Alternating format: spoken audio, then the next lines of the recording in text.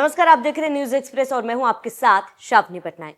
Iran और Israel के बीच एक लंबे जंग के बाद आखिरकार युद्ध विराम लग चुका है और युद्ध विराम के करीब 12 दिन बाद ईरान के सुप्रीम लीडर अयातुल्ला खामनेई अब अपने बंकर से बाहर आ चुके हैं। बता दें कि जब से जंग शुरू हुआ तब से ही अयातुल्ला खामनेई छुपे हुए थे। कहा जा रहा था कि वो एक बंकर में छुपे हुए हैं और सुरक्षित है। एक लंबे इंतजार के बाद खामनेई जब बाहर आते हैं, उनके समर्थकों की भीड़ लग जाती है। समर्थकों में खुशी और उत्साह काफी ज्यादा देखा जा सकता है। ये वीडियो ईरान के सरकार की तरफ से जारी किया गया है और कहा गया है कि ये ईरान में एक पाक दिन में खामनेई बाहर आए हैं। आपको बता दें कि सिया मुस्लिम कैलेंडर में इस दिन को काफी ज्यादा पवित्र माना गया है, सबसे ज्यादा पाक माना गया है और इस दिन को आशूरा कहा जाता है। और खामनेई ने आशूरा को चुना है बाहर निकलने के लिए, अपने समर्थकों के बीच में आने के लिए। बता दें कि जितने दिन जंग चली थी खामनेई कहीं पर भी नहीं दिखे थे, किसी भी सार्वजनिक स्थान पर वो नहीं दिखे थे। हालांकि एक रिकॉर्डेड वीडियो उन्होंने जारी करके संदेश भी दिया था, लेकिन वो खुद बाहर नहीं आए थे। तो उनके समर्थकों में काफी ज्यादा उत्साह देखा गया क्योंकि एक लंबे इंतजार के बाद खामनेई बाहर आए थे। आपको बता दें कि जब ये जंग जारी था तब इजराइल और अमेरिका की तरफ से बयान जारी किया गया था कि खामनेई को किसी भी तरीके से बख्शा नहीं जाएगा। हालांकि ये भी कहा गया था कि अमेरिका और इजराइल को ये पता है कि खामनेई कहां छुपे हुए हैं, उनका बंकर कहां है, फिर भी उन्हें सुरक्षित छोड़ा जा रहा है। कहा जा रहा था कि जिस तरीके से जंग दोनों देशों के बीच जारी था, ऐसे में खामनेई ने अपने आप को सुरक्षित रखने के लिए बंकर में वे छिपे हुए थे, लेकिन अब वो बाहर आ चुके हैं और ऐसे में वो कहीं ना कहीं ये संदेश तमाम विपक्षियों के साथ साथ अपने समर्थकों को भी दे रहे हैं कि ईरान में सरकार अभी सुरक्षित है, स्थिर है, क्योंकि उनकी अध्यक्षता में पूरा ईरान चल रहा है। और ऐसे में जो डर उनके समर्थकों के मन में था, उन डर को मिटाने के लिए खामनेई बाहर आए थे।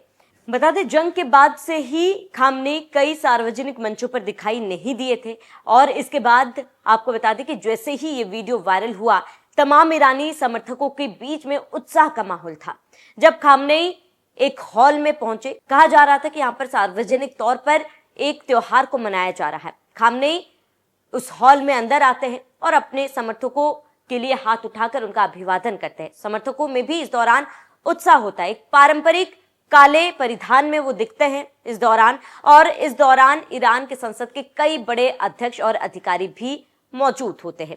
बता दें कि जब ईरान और इजराइल के बीच जंग जारी था, उसमें करीब 900 लोगों ने अपनी जान गंवा दी। जंग के बाद से खामनेई कई हफ्तों तक सार्वजनिक रूप से नजर नहीं आए थे। मीडिया रिपोर्ट्स के मुताबिक ऐसा शायद सुरक्षा चिंताओं की वजह से हुआ, क्योंकि इजरायली हमलों में ईरान के कई शीर्ष कमांडर और परमाणु वैज्ञानिक मारे गए थे। इसलिए आशंका जताई जा रही थी कि खामनेई भी इजराइल का निशाना हो सकते हैं।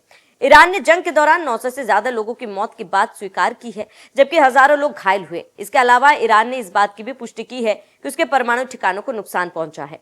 बता दें कि इजराइल ने 12-13 जून के दरमियान रात में ईरान पर हमला शुरू किया था। इसे ऑपरेशन राइजिंग लाइन नाम दिया गया था, जिसके तहत इजराइल ने ईरान पर 200 से ज्यादा फाइटर जेट से 100 से ज्यादा ठिकानों को निशाना बनाया। इनमें कई परमाणु और सेना के ठिकाने शामिल थे। इस हमले में ईरान के रिवॉल्यूशनरी गार्ड्स के प्रमुख हुसैन सलामी समेत कई बड़े अधिकारी भी मारे गए थे, जिसके बाद ईरान ने भी सख्त रुख अपनाया था और उसके बाद जंग की तस्वीरें हमने भी देखी। इस जंग में अमेरिका तक कूद गया था, लेकिन कुछ दिन बाद सीज फायर हुआ, दोनों देशों के बीच जंग रुकी। लेकिन इससे पहले दोनों ही देशों में यह जंग छिड़ी थी कि पहले इजराइल जंग रोकेगा और ईरान की तरफ से यह कहा जा रहा था, ईरान और इजराइल की तरफ से यह कहा जा रहा था कि पहले ईरान जंग रुकेगा।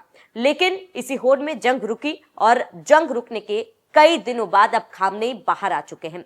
खामनेई के बाहर आने के कई संदेश है।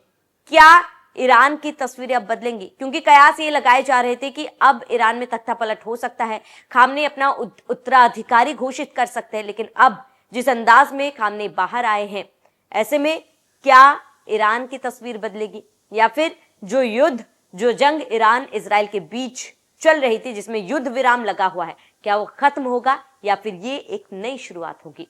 फिलहाल आपका इस पूरे मामले पर क्या कहना है, हमें कमेंट कर जरूर बताएं। साथ ही बने रहिए न्यूज एक्सप्रेस के साथ।